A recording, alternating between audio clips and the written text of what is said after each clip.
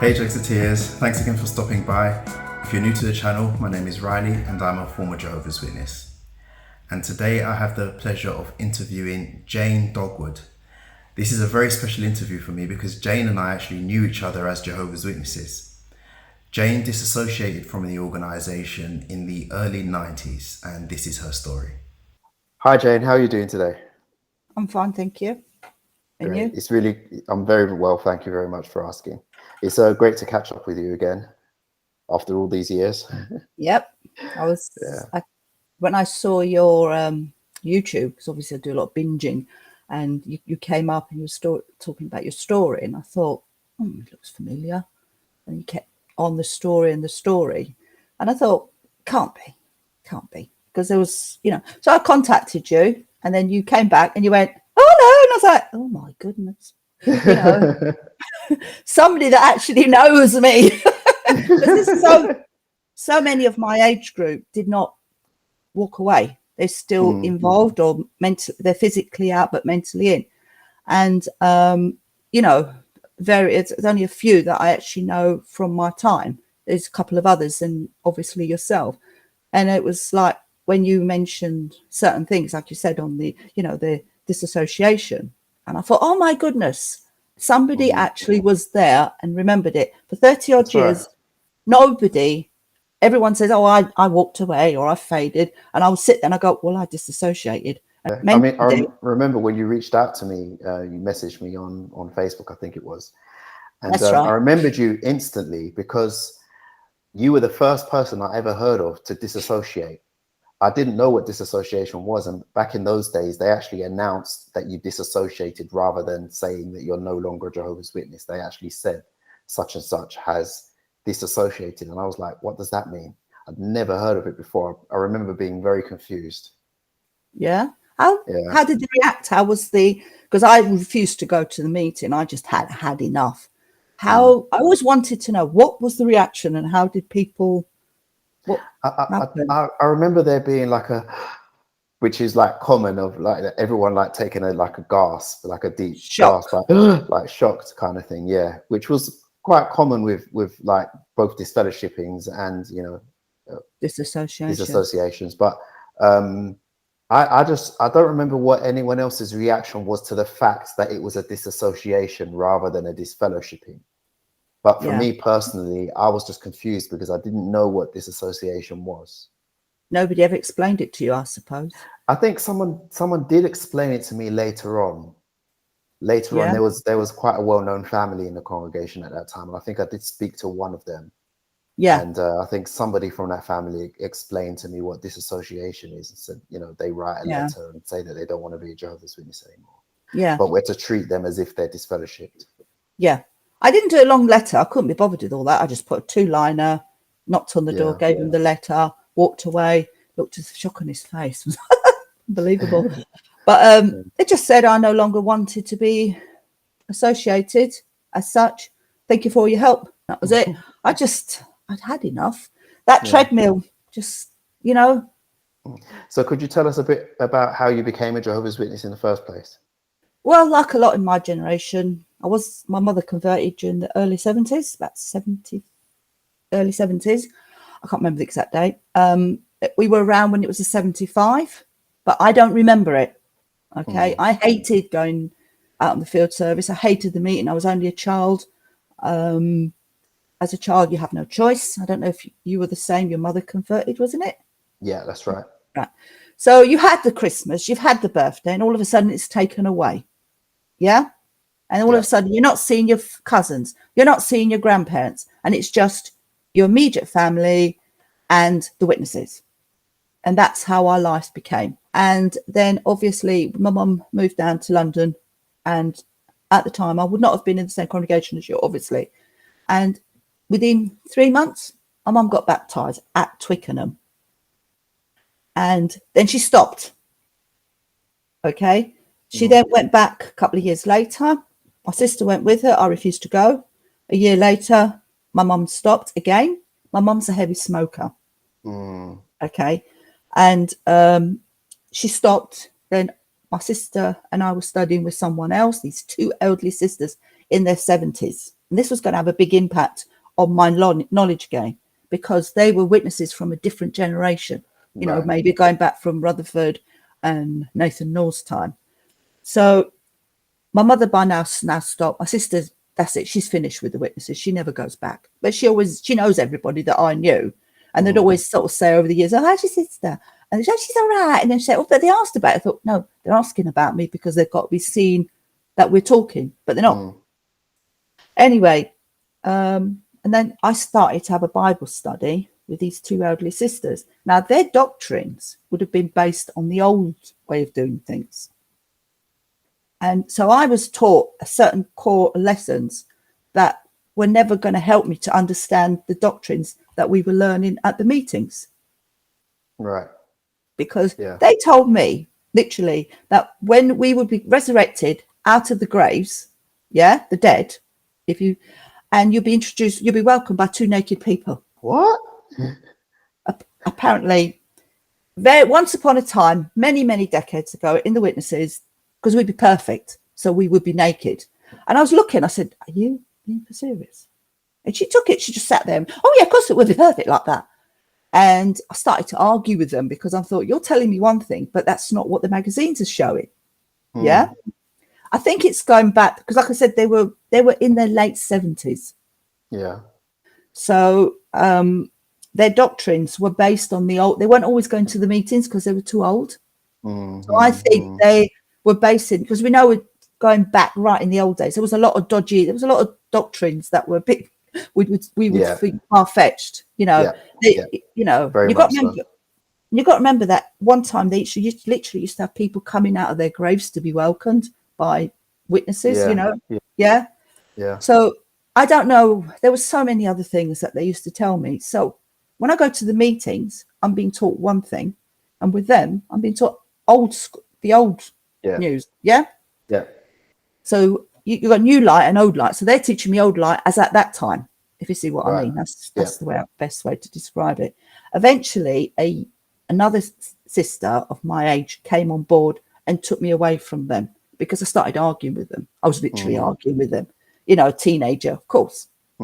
And from there, then the social life. I was a bit of a loner. I was a bit of a spotty teenager, if you know what I mean. You know, grumpy, spotty, moody teenager, you know.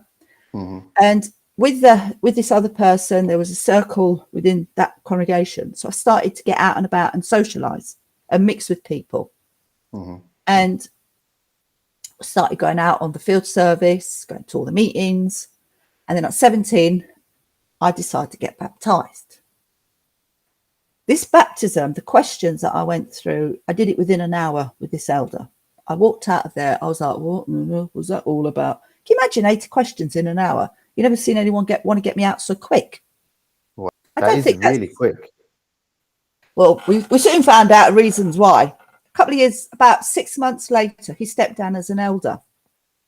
And about 6 months after that, he disassociated himself. Wow. His daughter was getting married to someone in another congregation. So I think he was just hanging around, waiting for her to get married, walk her down the aisle, and then quickly do his exit. Now I start my JW lifestyle. Next, I'm a teenager, and the early 20s is all involved with the Jehovah's Witnesses. But my mum, my sister weren't involved. So I was 1 foot in, 1 foot out. Right. So your mum never went back after she stopped going? Oh, yeah. Oh, no, she always did. Whenever she got involved with the Mormons, she got involved with another religious group. She always liked her spiritual food. And they would come because she was very good at, that kind of thing. And then when they saw they weren't getting very far, they moved on. Whoever came knocking on the door, they would use as a magazine route, as a Bible study. But she would finish the book and then they'll move on. And that happened about 4 or 5 times. Because she's not very well. She's not the full biscuit, if you know what I mean. And she's got older. I won't go into details about her health, but there is mental health issues there. I think people who have low IQ or some form of mental illness or so absorbed in so many issues and personal problems, they don't have time to realize the impact of what a JW lifestyle is. Yeah, very true. And I think they don't really understand the full extent of the doctrines because they have got something else sidetracking them. And it's not because they got low IQ. Most of the time it's because they've got a lot of problems, maybe family, lots of children, massive, they've got a job that takes up a lot of hours. So you don't have that time to switch off and think about, what am I doing? Where am I going? Yeah. You're just living on autopilot, living a month by month, pay earnings to earnings existence. Yeah. You know, normally poverty, or due to some form of, you're so stressed out, you're so full of anxiety that you don't understand the impact. And being a JW, you think is helping you, but we know it actually holds you back. Yeah. So that's my mum's story. I went to your congregation for one reason only. Do you know what that was? What?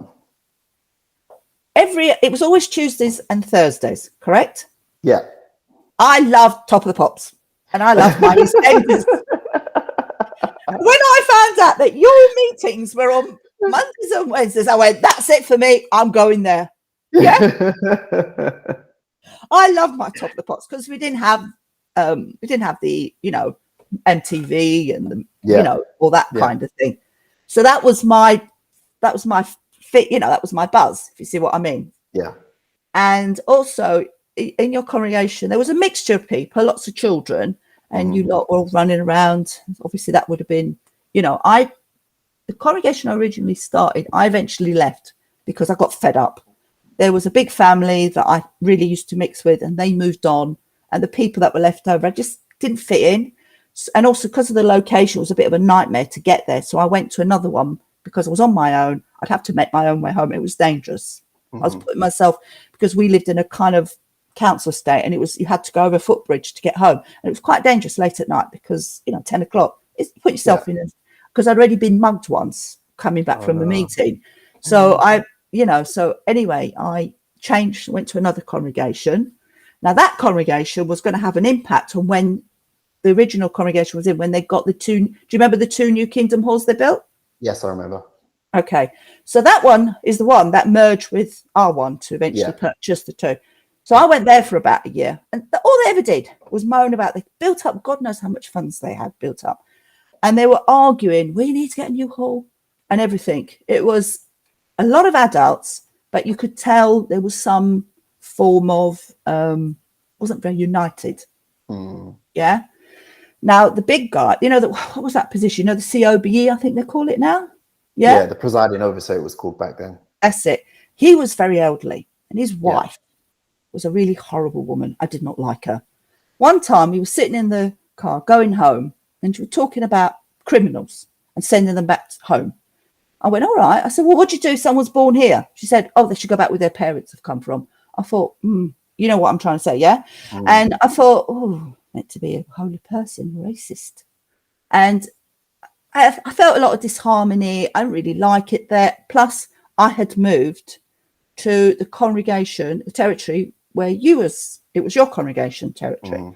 And I loved the Monday and Wednesday. I thought, great. I was living with someone at the time, another witness sister, and it meant that I could be indoors when she wasn't indoors. So I wasn't clashing, because it was only I was only staying there until I got rehoused. Right. And it meant I wasn't under her feet. Yeah. So after I eventually got my own place, and I had a couple of years of just peace and harmony. But I was a bit weird, I imagine, because I didn't really fit in. I didn't pioneer. After 1 month I did 1 month of auxiliary pioneer, and I thought, never, ever again. I've got better things to do in my life. I worked full time as well, which would not have been normal at that time, would it? No. Because all the single sisters in that congregation, what were they doing? Pioneering, correct? Yeah. And working part-time. Yeah. And also, you know, I'm not sounding stereotype, but I don't think there were many people like me, if you know what I mean. I must have stood out like a sore thumb. I was just maybe different. I attended the meetings. I went out on the field service, whatever. But I think I was doing maybe about 4 or 5 hours a month on average. And the highlight, you remember the old yellow highlight? If you got 10 minutes before the meeting, you could quickly do your questions and answers. Yeah. And as long as it looked like you'd done it, it didn't matter, did it? Yeah.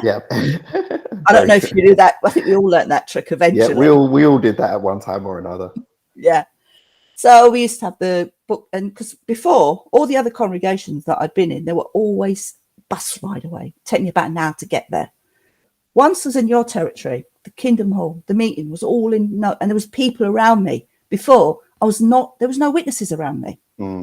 So this is why I think how I ended up staying longer. There was more witnesses, a wider age group, if you see what I mean. Yeah. Now, within that congregation, I'm sure I'm saying quite a lot of West Indians, correct? Yes, there were. And there was the banter, and there was certain people, if you knew who they were, you could make good friends with a few. There was some that were really friendly, and they were kind and loving type of people. It was in their nature, nothing to do with religion or anything. So that kind of kept me in. And then I briefly met my ex-husband, very quick, brief courtship. We got married, he got disfellowshipped, and we went our own way. Then the problem started. And then I saw the other side of being a Jehovah's Witness. The veneer was down.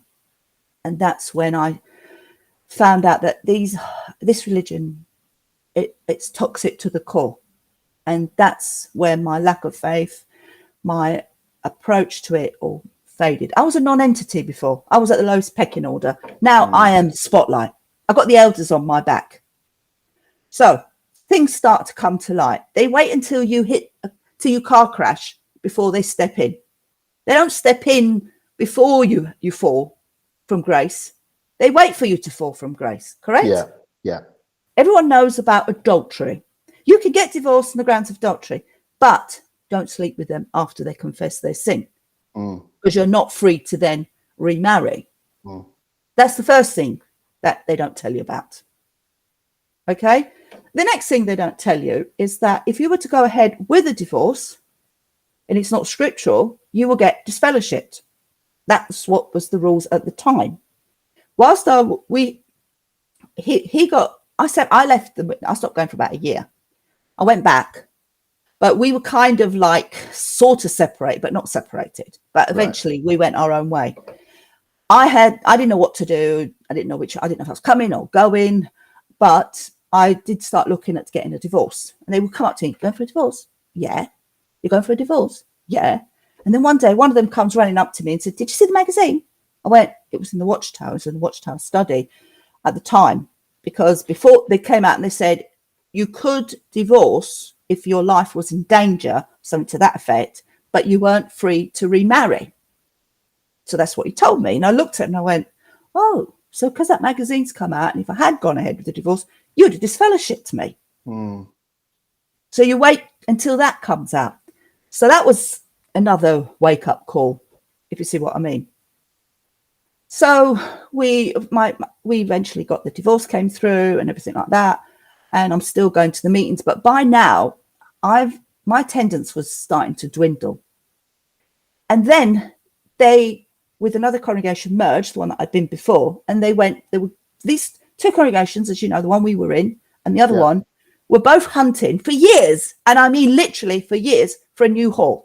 So suddenly nothing, and then two come along, like no buses, and then two buses come along. It was like that. They thought, let's go for both of them, they said. And they both put in an offer on both Kingdom Halls. And there was a couple of things that came to light about this new Kingdom Hall. So suddenly the elders don't take any notice of me. I've already got a job in a local... They got bigger fish to fry at that time. They got better things to do than worry about me. So I've now got a job locally, and there's a lot of young people my age, and I am out enjoying my life. I'm starting to do what I should have done as a teenager. I'm actually celebrating Christmas on the quiet. I'm going for birthday drinks, and I'm starting to get out and about, if you see what I mean. My skirts were getting smaller. I was wearing more trousers. The length of my dress and skirts were going up, if you see what I mean. And I was showing more flesh. And my hairstyle was changing. That is something. I did some colouring to my hair, which made it a big disaster, but that was going to have an impact at one stage. Now, I can't remember the whole sequence of events, so I'm just going to, it might be a bit all over the place. But you remember one of the elders who had a son who died? Yes, I do. I remember him well. Yeah. When his son died, this particular elder, he started making lots of social events. I don't know if you might have been too young to know, but some of us went to Coronation Street for a weekend. I didn't know that. No. Yeah. Well, a whole coach load of us went all the way up to Coronation Street. They had at the time you could go and actually see it. We stayed at a hotel. We did a watchtower study, and that was him trying to get over the death of his son. He was trying to keep himself occupied. We even went to Bethel. That was the big wake-up call. We was only there for half a day, and they spent about £1 million on this great big printing press. And I looked at it and I thought, blimey neck. It was like I don't know. And I thought it looked like a scene that the way that they built these machines, it looked like they were going to open the curtains and the Wizard of Oz was going to pop out. They had a tin that was a tobacco tin. I'm telling you, it looked like a tobacco tin. And they said, do you want to make a donation? I thought we've already paid for these machines. They had these things that were talking about these translation machines, they said. And they said, look, these are the machines that enable us to do the translation. I thought, they're two computers. Because I was working in an office. I was using a computer all the time. And I walked out of there and I thought, my Jehovah God is a bloody printing machine. Also, as we're walking, I'm talking to someone who you would have known, but I won't mention any names. And she's going, oh, do you know the Bethelites? They work 5.5 days a week. They get 40 pounds a week, month, whatever it is the time they got. And I looked at her and suddenly 30 years of watchtower slave. Oh my goodness, I thought. Yeah? Yeah. The books came to mind. It came back to your mind. Yeah. Yes. And we all went, you might have gone there actually, because we went to the park afterwards. There was lots of children. Oh my goodness. Yes, I remember. I was on that trip. Yes, we had to leave halfway. We had to leave halfway through the day, and we had to get into a park and play rounders or something. Yes. You I remember it? Yeah. And we all had to just get on with it and make the most of the day. That was the one and only time I've ever been to Bethel. Mate, yes. You remember it now, yeah? Yeah, I remember. It was in the park, and I remember lots of you kids are running around, and so anyway, one person that we knew very well, he said, oh, I wanted to be a turf accountant until I realised what the work was. And I looked at him and started laughing. Somebody you would have known at the time. Yeah. Anyway, so that was that. And then they were all going to, my father came over to stay with me. And he said something as well one day. He said, you know that the Bible is a collection of books that was written at a time telling people how to run their lives because they were illiterate. And I kind of looked at him and I went, oh, gosh. Because I know in the medieval times in England, the church would have done what they call moral plays, whereby the peasants would have sat down, because this is the Middle Ages, they would have sat down, listened to a play, and the play would tell them it would be a moral. Teach them a lesson, yeah. Yes. And the moral plays, the Bible, which I knew, obviously it's a collection of books, but my dad told me, he said, look, this is what it is. And I kind of looked and I thought, that does make sense. Because I know people at that time were unlikely to have read properly and they would have been told what to do. Yeah. So you're getting a sequence of events. Wake up, wake up, wake up. See what I mean? Yeah. So the New Kingdom Hall, I'd already been to, when we went to, I think it's Haysbridge, isn't it? Yes. I remember when they built that. I went once. Me too. I remember that. I remember that as well. Yeah. So we had a coach trip one day. We went there, and I saw it. Before they built this, before it all finished, and we all went and was digging outside the garden, and I just thought, I'm not doing this ever again. This is just nonsense, So I thought, I'm doing this. There's no health and safety. If anything happened to me, I know I'm not insured. So I left, and that was the last time I ever volunteered. So when I'm passing by when they built the big. The hall that we walked, not the hall that you'd have gone, you'd gone to the other one. They were all outside, crowds of them. And I'm walking along. They said, come and join us. I was like, I don't think so, mate. I went, no, it's okay, I'm busy. I went on. I remember Christmas Day coming at my house. I had a dog at the time and had jeans and bag full of Christmas present. Oh, they said, come and join us. I went, oh my goodness. They were all out knocking on the door. And I went, oh no, I've got to go to my mum. She's very ill. Sincere face. And I went, oh my goodness, lucky escape there. Thank goodness I'd wrapped stuff up so they couldn't see because it was in a carrier bag. And plus I had a dog. So I was gone. So I disappeared for about a year. I hardly ever came and I was out of the picture.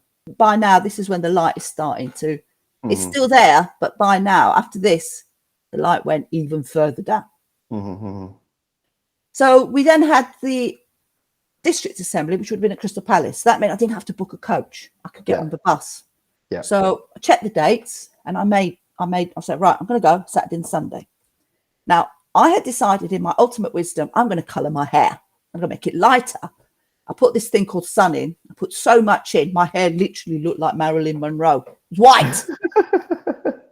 I mean, literally, I had sapped all the colour out. Yeah. And I looked at it and I went, I can't go to hairdressers and get anything done about this because it'll all fall out. So I had to leave it for a while. And I'm looking in the mirror and I thought, what if I take my glasses off? And I thought, oh, blimey, I look different. So I've gone to an assembly with bleached blonde hair and no glasses, and I would have been totally unrecognisable. And that's what happened. I finally go to an assembly and nobody recognises me. I went on the Saturday. I was a bit late, but I sat there. Lunchtime comes. I went off to get something to eat. We meant to go back. I had another coffee and I thought, oh, I can't be bothered. I went back, got me bag. I went home.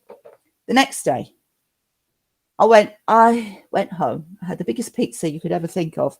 And I drank, but I also drank 4 cans of lager. I was drunk. I woke up the next day with a stinking hangover. But whilst I was drinking, I was crying and crying. I thought, I can't do this anymore. I can't take any more of this. If you know what I mean. I cannot live like this anymore. I've had enough. Because everything was all coming out in the open. I realised that the veneer, I'd seen it for what it was. There is no Wizard of Oz. The Wizard of Oz is just a man it's just a man-made religion, if you know what I mean. I'm basically believing and worshipping a blinking printing machine, publishing organisation. So I went on the Sunday. I arrived late. I was sitting there, I got this hangover from hell, literally. And I remember my head down. God knows what I must have looked like. They must have thought I'm coming in late, sitting on my own. I thought I was disfellowship. I don't know. I remember seeing one person, she didn't even recognise me. And I saw another one. I thought, I wonder if he's going to recognise. I just walked past, didn't even recognise. I thought, visible, it was great. For the first time I actually sat in assembly, nobody spoke to me. I was on my own. I could see it for what it was. Yeah. And all I could hear in my head is Jehovah, Jehovah, Jehovah, Jehovah, Jehovah, Jehovah. And I suddenly thought, where's Jesus in all of this? And I'm telling you this, they all got up when you do before the song or something. And as they all stood up and they started singing, I got my bag. I walked and got a bus and I went home. Tuesday, knocked on the elder's door, gave him my letter of disassociation, and that was it. They came knocking on my door about a week later. They said, we've got your letter. I thought, we ain't coming in. I wouldn't let them in.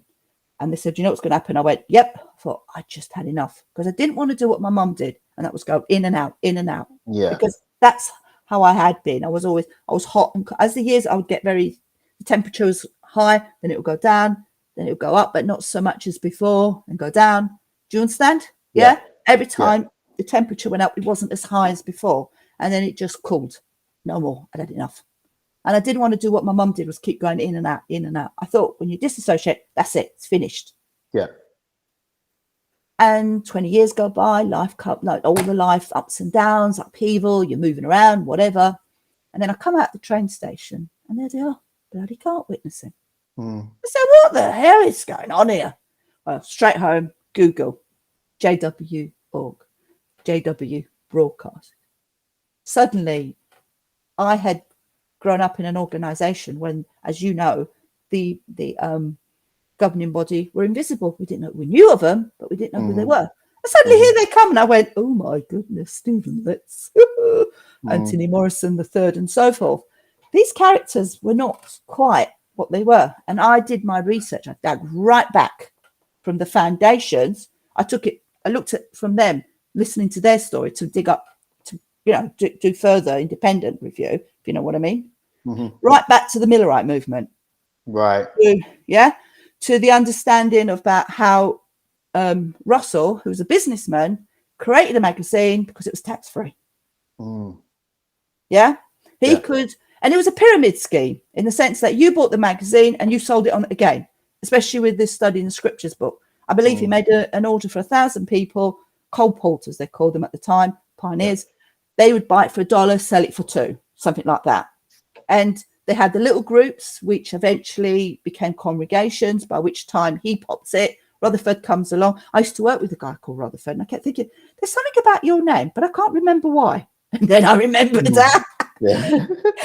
And I think, you know, when as I dug it further, I made my own decisions, but I could see each, you know, every person, every prime minister likes to leave his legacy in the country. Every person or body like to leave their mark within the JWs, correct? Yeah. But there's always a change. It seems to be a change every 30 or 40 years, and every 10, you know, if you look at the history. And they are now, I mean, they look like they're going away from printing and over to making bloody films. Yeah. Yeah, absolutely. And it's nothing, like we all know, it's not what we left, even for you, I'd imagine, even you. Oh, yeah. There's even been changes since I left. I've only left in the past couple of years. Yeah. Now, I will say, a couple of years ago, I'm a very nosy, inquisitive person. And I moved. I was going through quite a bit of a low patch. Witnesses knock on the door. They were having some magazines from my previous neighbours.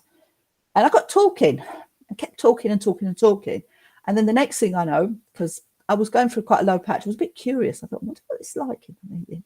2 elders turn up. So I had to play along, go to the meeting. It was the memorial. So I went to the memorial and I thought, oh, it's nice. This no longer the books, the app. And nobody could talk to me, obviously. And an elder came out and goes, go, shake my hand. It was welcoming me back. I was like, oh. Mm-hmm. But I only went for a couple of meetings. I was bored because I knew behind the veneer, the language is more straightforward. So it's easier to understand what they're waffling on about. There's none of this Magog and Magog and the Babel Tower or whatever. It was just straightforward English. And I just thought, if it had been like this in my day, I would have long walked away because at least I understand it. Back in that day, I didn't have a clue what they were waffling on about. I don't know if I'm being, you know, silly, but no. This is something that has been highlighted by a lot of people. And not just the way they speak at the meetings, but the publications and the way they're written. Everything is dumbed down now. Yeah. Well, I was told. I asked one of the elders, because don't forget, I'm supposedly trying to come back. He said to me, the reason they've done that is because of the level of translations. Now that they do not just main languages, but they also do it by dialect. Right. The language was so complicated that in some dialects, they don't have that ability to translate it. So they had to simplify it, because there might be certain parts of the world, say Africa, they have got multi-layers of languages. And those languages can only do it straightforward English, if you know what I'm saying. Yeah. Because you've got to remember, America, they speak English as the main language at Bethel. So that's how it has to be. You cannot use Gog or Magog, because it won't mean anything in another translation. And they got all, you know, we all know they got the now it's all about giving publication. You know, you can go online, and what language are you speak? Because now obviously it's all done online, and it's about people talking over, they dub and everything, and you know, it's all changed now. So I mean, I did go back briefly, and I just thought, oh, nothing's changed. This is boring as hell. It was boring then. It's boring now. I'm out of here. So I moved, and I just kept quiet. What was it like for you after you disassociated? How did that impact you, like, emotionally? Well, because I'd already stepped back, right? I've been slowly stepping back, if you know what I mean. Yeah. When you stop going to the meetings, you become, I think, you know, Lloyd Evans said it himself. You listen to his story. He said he goes and lives abroad. He can't speak the language. He's there, but he doesn't understand what they're talking about. So slowly you deprogram. Yeah. And that, in a way, is a bit like me, but in a different way, in the sense I'm not going to the meetings, because I had taken on this evening job. I needed the money. I was a bit of, like I said, I just like working. And I thought, you know, it'd taken me about a year to get this little extra job, and I just couldn't be bothered to change it around. And whenever I did go to the meetings, I'd be sitting there and I was just like, oh, this is so boring. I was just waiting for it to end. I just lived my life and never thought anything of it, because if they came knocking on my door, please don't knock on this door, I've disassociated, so do not call. Yeah. But the cart witnessing is when it all started. And I got very restless. I became a bit, how can we say? I did go for a bit of a rough patch, because it all came back, the memories. I had suppressed it. It basically was back of my mind. Like the time when I was first starting to study about the books. Yeah? And it came back 10 years later. The same thing happened again. after so many years of being out with the cart witnessing everywhere. I don't know if you've ever been to London, Oxford Street. Yes, I've seen them up there. Yeah. Did you see how many of them used to hang around? Yeah. Yeah. In fact, I traveled to America in late 2019 before COVID. And I remember getting off the plane and then walking through the airport. And one of the first things I saw was witnesses on the cart. Yeah. Well, if you'd seen Oxford Tube station, there's 4 exits. One day I was there and there was three stands on each exit. Wow. And, you know, sometimes it can get so chock-a-block that they don't even let you in. Okay. You could come out of the tube station from London. Okay. And they'll be standing at the door, the exit with the magazine. So you can't get out. Yeah. I think at the beginning it was a bit of a novelty. They all went out in enthusiasm, but I think the authorities stopped them because of health and safety. And eventually there was, you know, the embankment. Yeah. Yeah. There was, there used to be a stand there. And there used to be the ones that I used to know, the one that I used to have my Bible study with, she was a very enthusiastic. They would be there a couple of weeks and there'd be nothing. And then they would come back. And a couple of them I recognized. You could see the corner of your eye. She's looking at you, you know, she recognizes you. And I went, oh, don't I know you? And I was like, just kept walking. I thought, oh, God bothered. And I thought, you know, the cart witnessing brought it all back. And then I went on the internet, Googled, found out about the history, met up with the ExJWs and started to listen to other people's story. Yeah. And it, you know, and then in the end, you get to a point where you find that you've had enough, whatever. And I think for years they had a massive cover up with the child abuse. Do you remember 2000, the Panorama show? Yes, Suffer the Little Children, I think it was called. Yeah, and I remember it well. And there was also something in America with is it Aunt Barbara Anderson or something? Yes, yes. And I think that was the start of the beginning of the end, because that exposed they weren't the only people that covered up the abuse, because it was happening elsewhere, football, BBC, all that kind of thing. Okay. But it had been swept under the carpet. And that, I think, was the beginning of the end. The veneer started to fall apart. Yeah. Yeah. And then obviously there was that Candice person. Conti. That's it. There was that case. And then the Australian Royal Commission really brought everything out in the open. And how did you feel watching the Australian Royal Commission for the first time? I didn't watch the whole thing, but I saw snippets of it because I just couldn't. Because by then it was I'm still sort of absorbing it, because that was the only, when that came out, that was about the time when I started to sort of really still absorbing, you know. I just thought, how the hell can you cover up something like that? Because my dad moved to Australia, and the person he was when he came over to stay with me, he was renting a room with this other lady who became a Jehovah's Witness. And the first time he came, I rang her up and we was all talking like JW to JW. And then he went back, and then he came back 2 years later. By that time, she'd stopped being a witness. Wow. So he said, she's not one anymore. And I said, well, neither am I, Dad. He went, oh, thank God. So I rang her up and I went, hello. I said, I've just heard you're not a witness anymore. Oh. I said, don't worry, neither am I. But it was because the Australians they dealt with this. It was one of many, and it was just, you could see, and obviously one of the governing body was on there. That's right, Jeffrey Jackson. And that's it.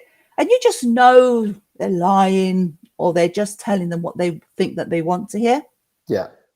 The body language of many an elder sort of sense they looked nervous, uncomfortable. Oh yeah, absolutely. That I'll be honest with you, I couldn't sit down and listen to it because I'm not very good with things like that. I get bored very, but I just looked at the body language, and I read transcripts and things like that, if you know what I mean. Yeah. And I just could see the one thing that I looked at their body language, and I thought they don't want to be there. They're uncomfortable. Yeah. And I think Jeffrey Jackson had gone through a script with the solicitor, and he was, like most cases, he was told what to say, how to say it. And he was very good at doing whatever, if you know what I mean. Yeah. Because he's obviously at that position. He knows what's going on more than anybody else. But I think it exposed the weakness for the elders. They were left on their own. And obviously we all know that some body as elders, they get over enthusiastic, they go over the top, and they really hound. I imagine, I don't know if you went, did you go through were they persecuting you when you left? No, I wouldn't say persecuting me at all. No, but there was definitely a lack of support. I mean, leading in the year leading up until when I left, there was a definite lack of support, and there were many, many times where I felt marginalized. Yes, that's how I felt Yeah. as well. That is exactly how I felt when I saw you become a non-entity. Yeah. A person of you're inconsequential. That's the word Yes. someone used once. Yes. That's the way, you know, person of no significance, basically. Mm. But listening to the Royal, you know, the Australian Royal Commission, I think really showed the flaws, the weaknesses, and the way they forced the children to sit and have to be questioned by their persecutors. We all know that is disgusting. It is. And when they had England had the, you know, the case, and it made all the headlines that particular night, you know, we had our own investigations in the country, and obviously out of all the newspapers, when you think about it, there wasn't a massive, there wasn't a great big investigation like there was in the Australian Royal Commission. No. But it made the news headlines. Yeah. There was a lot of other religious groups, but the Jehovah's Witnesses, out of everybody, was picked on. Yeah, because they're one of the worst. Yes. I think that what it comes down to is that the organization sees child abuse primarily as a sin, and only as a crime secondarily. That's right. That's right. So they don't, when a child is abused, they don't automatically view it as a crime that's been perpetrated on the child. They view it as a sin involving a child, and then it's for them to work out whether the involvement was voluntary or not, or to how much, you know, to the degree that the child was complicit. How would a 10-year-old know? Yeah. Or so forth. You know, you're a child, and you've got a grown up who you've learned to grow up, learned to look as like an uncle figure. You trust them.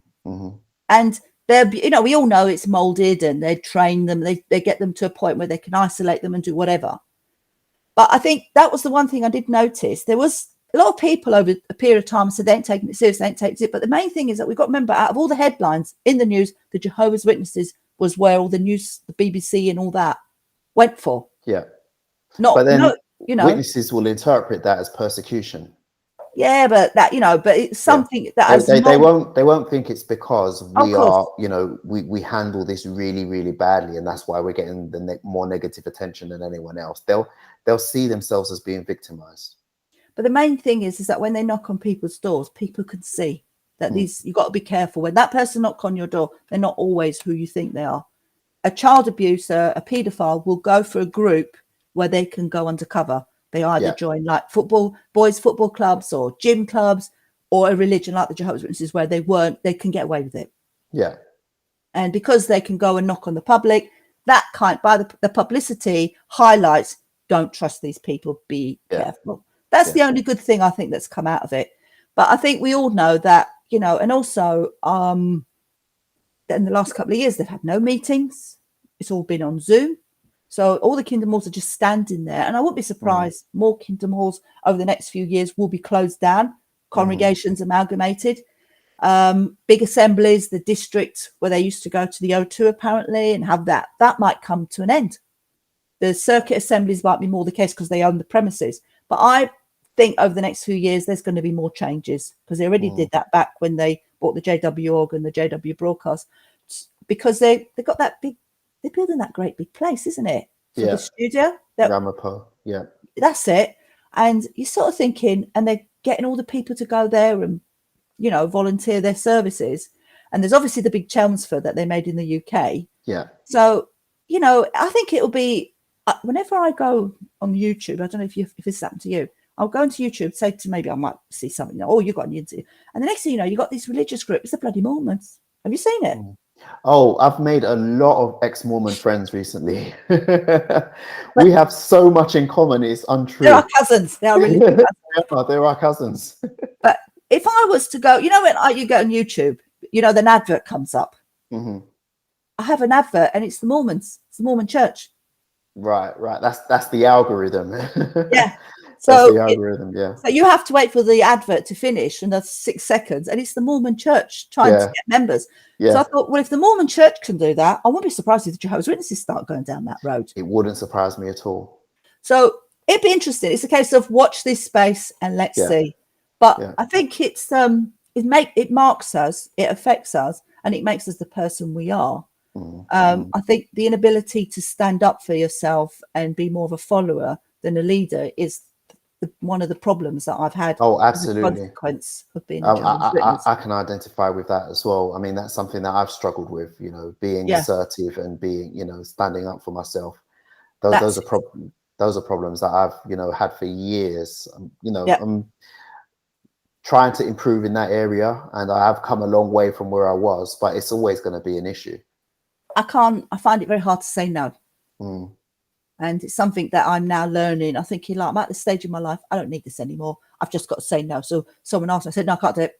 And they might look at me, I thought, I don't care, don't like it, don't care. Yeah. I'm not doing it anymore, you know? And I think, you know, so in a way, like I said, I had 30 years knowing that I'd given my disassociation letter, but never known, nobody in all the years I go to all the meet up with people, ExJW, nobody had known until I obviously contacted you. And when you came out, I mean, at last someone did announce it, because I was told 5 years earlier, because I was somebody that I knew. We both know this person, but I won't go into detail. But that person said, no, she's disfellowshipped. And I said, I'm not disfellowshipped. So then maybe they disfellowshipped me rather than disassociating. No, you were definitely disassociated, not disfellowshipped. That's what I was led to believe after what that person told me.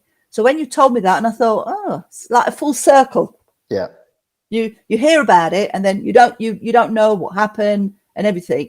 And then 30 years later, you sort of said, you know, our paths cross, and you sort of think like, you know, say, so it was announced. But we've got to remember at the time, everyone's got to remember that I think as a woman to actually disassociate was definitely very rare. Yeah. Back in those days. And to disassociate was rare, but for a woman, it was even rarer. And it was just because of my mum, in and out. And I knew that I wanted a clean break. And that's why I did it, you know. What are things like for you in your life now? You know, how happy are you after having disassociated compared to how you were as a witness? Well, I just kept, to be honest with you, I was that busy partying, drinking too much, clubbing, whatever. I never remarried and all that, didn't have children. And then I was involved in a car accident that sort of stopped everything. You know, you're in your tracks, you're in, and plus age comes along and you take longer to recover from the alcohol abuse. And it started to sort of, you know, bones are cracking, I weren't fit enough. And so I really just joined the gym because obviously if I don't look after myself, I'm just gonna get, and I'm learning to swim because I couldn't swim. All I had to do was get goggles with prescription. It's obvious when you look back on it.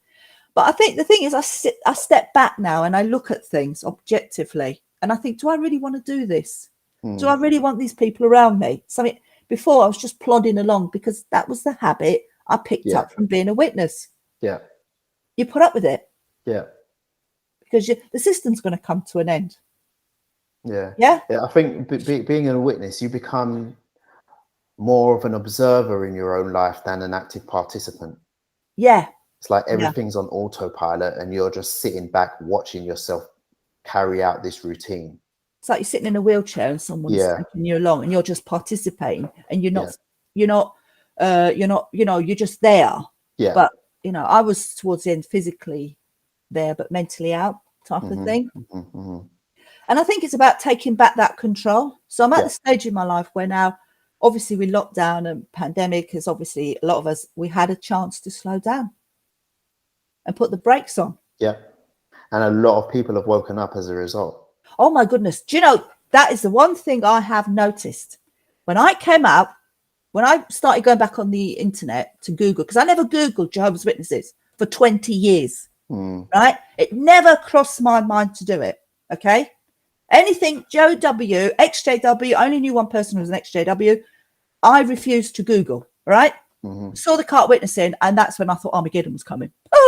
Anyway, I thought, we're in the Great Tribulation, Armageddon's it. And I thought, wow, what you took that silly cow. Went home, Googled, and that's when it all started. I think the online, there are more and more people, especially in the last 18 months, that are telling their stories. Have you noticed that as well? Yeah, a lot. There's so many. And you look at someone like Lloyd Evans, 95,000 subscriptions. You look at ExJW Reddit at the beginning, 6,000. When I looked on it, there's over 66,000. When I left, there was no support. You was on your own. And you either went down the suicide route, or you kept away and went back because you was isolated, or you did what I did, which is pursue a lot of spiritual food, but in the drinking variety and clubbing and partying, whatever. And it was work and drink and partying. That's me. And then eventually age caught up and I thought, I can't do this anymore.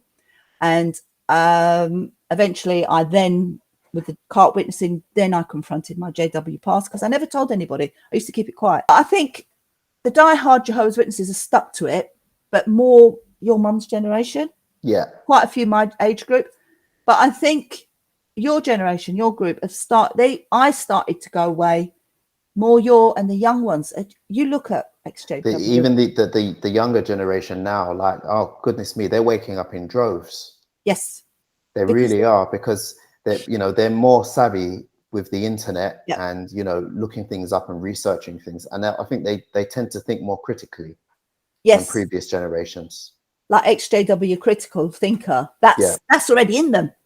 We didn't get that until afterwards. Yeah. This younger generation. And you've also interviewed some older people, haven't you, who've woken up. And even that's starting to happen lately, where they've persevered. And I think the meetings stopped, and everyone is that these ones who maybe sat on the fence, they just had enough, or they just said, I can't do this anymore. Like what happened to me. I just cannot. I just jumped off the treadmill and I just say, I'll take whatever comes my way. I can't go back. And unfortunately, being a JW, we was all expected to be one color, grey. Yeah. Right? Yeah. Exactly. We all know the world isn't grey. As a child growing up, we had a black and white TV. That's how it was. Yeah. And then when you get a colour TV, everything's like, oh, you see on TV, like little children on YouTube who can't see, and the mother puts glasses on them, or they put a hearing aid. Yeah, and they hear for the first time. Yeah. And you see their eyes pop. Yeah. Yeah. Yeah. And that is what it's like being you're in JW land and you're living that life, strolling along because everything's grey. And suddenly you open the door and you see colour and your eyes pop, because you realise I can live my life the way I want. And I don't need to be dictated and told how to eat, how to do this, when to wake up, where to go, who to hang around with, what to watch, I decide my own. Yeah. I take control of my own destiny, and sometimes we make a good decision, sometimes we make a bad decision, but it's my decision, and that's how I am. It has been absolutely fantastic speaking with you. It's really good to catch up with you again. Yep. 30 years later. I'm pleased to see that you're happy and that you're doing well in life. Yeah. Well, it was nice talking to you, and it's nice to know that somebody did hear my disassociation message 30 years later, but it's great. Thank you so much. You're most welcome. Thank you. Bye. Enjoy the rest of your day. And you too. Bye. Take care. Bye-bye. And thank you for watching. If you enjoyed this video, please click the like button and leave a comment. And also, if you haven't already done so, please subscribe to the channel with notifications so that you're alerted whenever I upload a new video. Please proceed to the Jexit in an orderly fashion, and I'll see you in the next one. Thank you so much for watching to the very end of the video. If you haven't already done so, please like, leave a comment and subscribe to the channel. If you like my work and want to help me continue doing it, please support me on Patreon at patreon.com/Jexit_2020. And with that, I'd like to sincerely thank these very special patrons who make these videos possible.